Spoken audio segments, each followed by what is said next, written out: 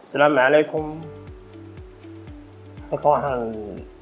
inuu sheegayaa shirkadda Somali Transport inay macaamiisha shaqo hufan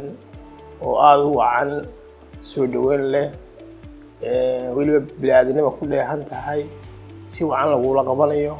wax kasta lagu la hagar baxayo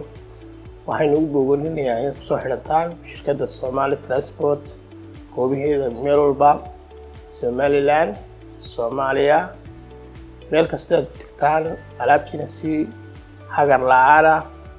oo hufan ayaynu u gaarsiinaysaa anigu waxaan ahay customer-ka ka soo alaabta u qaado oo adeegto